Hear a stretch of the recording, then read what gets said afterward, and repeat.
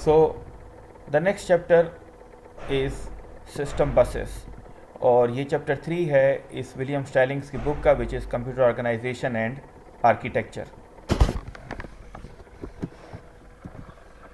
ज़रूरत नहीं है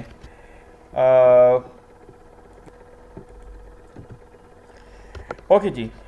तो the first thing is program concept. Hardwired systems are inflexible.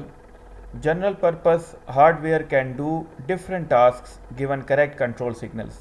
Instead of rewiring, supply a new set of controlled signals. आप लोगों ने हार्डवेयर का लफ्ज़ सुना है सब लोगों ने, लेकिन शायद ये हार्ड वायर्ड का वर्ड आपके लिए नया हो। ये स्पेलिंग मिस्टेक नहीं है, इट्स अ डिफरेंट वर्ड।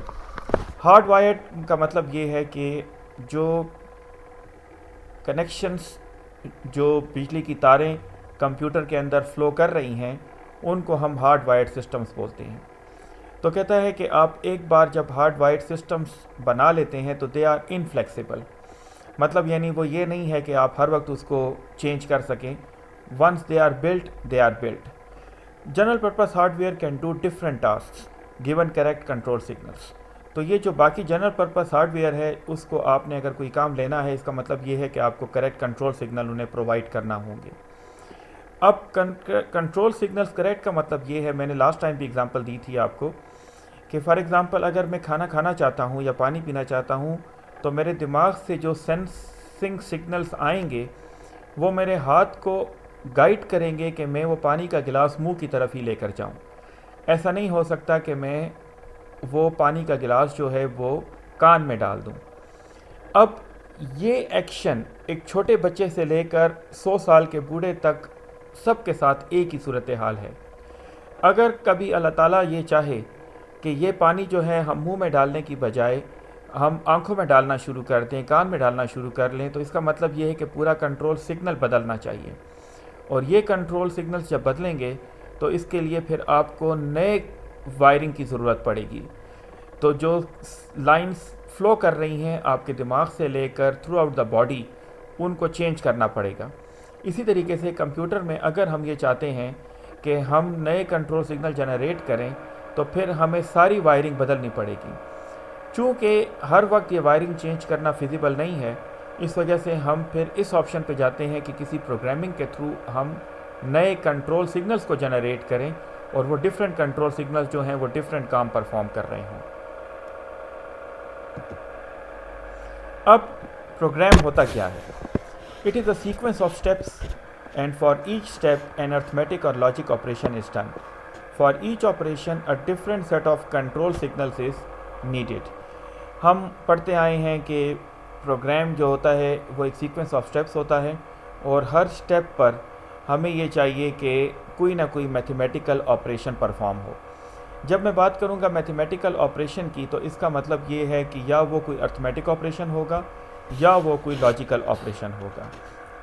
और फिर हर ऑपरेशन को परफॉर्म करने के लिए मुझे एक different set of control signals चाहिए। ये आगे चलकर हम ये पढ़ते भी जाएंगे कि डिफरेंट कंट्रोल सिग्नल से हमारी क्या मुराद है।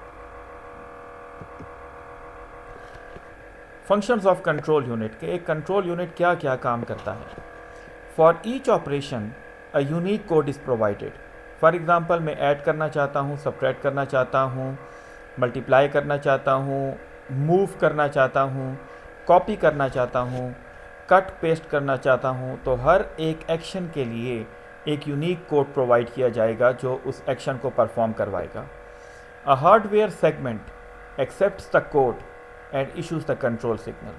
तो हम जो कंट्रोल सिग्नल्स जनरेट करेंगे, तो हमारा हार्डवेयर उस कंट्रोल सिग्नल्स को एक्सेप्ट करेगा, उसको डिकोड करेगा, उनसे आइडिया लेगा कि काम होना क्या है, और फिर उसके मुताबिक कंट्रोल सिग्नल जनरेट किए जाएंगे। और यही चीज़ पूरा एक कंप्यूटर बनाती है। कंपोनेंट्स क्या क्या मौजूद हैं कंट्रोल यूनिट में। अब कंट्रोल यूनिट एक्चुअली बजाते ख़ुद तो एक कंपोनेंट है, लेकिन उसके साथ जब ALU मिलता है, अर्थमेटिक एंड लॉजिक यूनिट, तो ये दोनों मिलकर CPU बनाते हैं, which is known as the central processing unit. Data and instructions need to get into the system and results out. और ये काम हम लेते हैं इनपुट आउटपुट डिवाइसेस से, कि डेटा हम इनपुट दें, इंस्ट्रक्शंस इनपुट दें और उस इंस्ट्रक्शंस और डेटा की बेस पर हमें रिज़ल्ट्स जनरेट करें, आउटपुट हमें प्रोवाइड करें। और फिर इन इंस्ट्रक्शंस को सेव करने के लिए, इस डेटा को सेव करने के लिए, इन रिजल्ट्स को सेव करने के लिए we have the main memory. So the temporary storage of code and result is needed, और ये काम हम करते हैं मेन मेमोरी में। जब मैं मेन मेमोरी कहता हूँ तो इससे कतन मतलब ये नहीं है कि मैं बात कर रहा हूँ हार्ड डिस्क की। जब हम मेन मेमोरी की बात करते हैं तो इसका मतलब सिर्फ रैम, रोम और कैशे होगा। बाकी तमाम मेमोरीज जो हैं दे आर सेकेंडरी मेमोरीज, चाहे वो हार्ड डिस्क भी है तो that is considered as a secondary memory.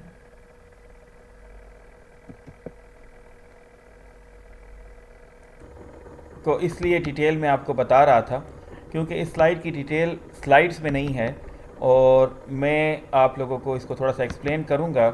आप लोगों ने ज़रा ध्यान से इसकी स्ट्रक्चर को सुनना है, ठीक है। हमारे पास यहाँ पर एक सेक्शन है CPU, central processing unit. We have the main memory and then we have the IO module. यहाँ पर अब मेन मेमोरी का मतलब जो है वो रैम रोम है, कंबाइंड। हमारे पास जो मेन मेमोरी होती है, इट यहाँ पर ये शो कर रहा है 0 ऊपर और फिर गोइंग डाउन, लेकिन एक्चुअली ऐसा नहीं है। एक्चुअली ये 0 जो है वो नीचे से स्टार्ट होता है और ऊपर की तरफ जाती है मेन मेमोरी, तो ये याद रखें। सिस्टम बसेस को इसने बोल्ड लाइंस से कनेक्ट किया हुआ है। ये बोल्ड लाइंस इसलिए शो कर रही हैं कि ये एक लाइन नहीं है बल्कि ग्रुप ऑफ लाइंस हैं। ये ग्रुप ऑफ लाइंस जो हैं they can be 8, they can be 16, they can be 32, लेकिन 2 की पावर्स में ये लाइंस होंगी। और इसको हम सिस्टम बस का नाम इसलिए देते हैं क्योंकि इसमें 3 चीज़ें शामिल हैं, either it will be address bus और कंट्रोल बस और डेटा बस। फिर हमारे पास यहाँ पे है सबसे पहले program counter. Program counter is a counting machine जो कि इंस्ट्रक्शंस को काउंट करती है, कौन सी इंस्ट्रक्शन आएगी एग्जीक्यूट होने के लिए। ये हमेशा एक कदम आगे चलता है, लेकिन ये अगर फॉर एग्ज़ाम्पल इसकी वैल्यू 1 है तो इसका मतलब है कि 1 इंस्ट्रक्शन अभी एग्जीक्यूट होने नहीं आई, जो पहली इंस्ट्रक्शन रन होने आएगी वो 1 होगी। तो PC is always 1 step ahead. जब ये 1 है तो इंस्ट्रक्शन 1 आएगी IR में, इंस्ट्रक्शन रजिस्टर में। यहाँ पर इसके 2 टुकड़े हो जाएंगे, आधा हिस्सा जो है वो MAR में चला जाएगा, आधा चला जाएगा MBR में। MAR stands for memory address register, MBR stands for memory buffer register. तो इस IR का जो आधा हिस्सा स्टार्ट का होगा वो एड्रेस से बना होगा कि इंस्ट्रक्शन की डिकोडिंग या एग्जीक्यूशन कहाँ पे होनी है, वो मार में जाएगा। बाकी जो हिस्सा है वो रिप्रेजेंट करेगा डेटा को, वो MBR में जाएगा। इसी तरीके से अगर ये मेमोरी की बजाय इनपुट आउटपुट डिवाइसेस से डेटा आया तो वो इनपुट आउटपुट एड्रेस रजिस्टर में जाएगा और बाकी का हिस्सा उसका बफर रजिस्टर में जाएगा। मेन मेमोरी में जैसे मैंने बताया कि 0 यहाँ नहीं यहाँ होगा, ये उल्टी बनी हुई है डायग्राम। 0 से मेमोरी की तरफ ऊपर चढ़ना शुरू होता है। सबसे पहले नीचे इंस्ट्रक्शंस होती हैं, उसके ऊपर डेटा होता है। फिर इसके अलावा this is the place which is the IO module, it contains buffer. अब ये बफर्स जो हैं, IO मॉड्यूल का मतलब ये है कि ये माउस है, कि कीबोर्ड है, USB है, वो तमाम IO डिवाइसेस इनसे कनेक्टेड हैं। तमाम जितने भी हमारे पास डिवाइसेस हैं, चाहे वो स्क्रीन है, चाहे वो माउस है, चाहे वो कीबोर्ड है, चाहे कुछ भी है, उन तमाम में अपनी मेमोरी की छोटी कैपेसिटी होती है जिसको हम बफर बोलते हैं। तो हम कोई भी एक्शन परफॉर्म करते हैं, पहले वो उस बफर में जाता है, उसके बाद वो एग्जीक्यूशन के लिए जाता है। फॉर एग्ज़ाम्पल प्रिंटर को देख लें। अब प्रिंटर में थोड़े बफर ज़्यादा होता है साइज़ उसका, तो हम जब बहुत सारे पेजेस की कमांड देते हैं तो वो सारे पेजेस पहले इस बफर में जाएंगे और फिर इन बफर से वो फिर प्रिंटिंग की तरफ जाएंगे और पेज 1 बाय 1 प्रिंट आउट होता है। So that is how this whole architecture works. So ये एक टॉप लेवल व्यू है इस कंप्यूटर कंपोनेंट्स का।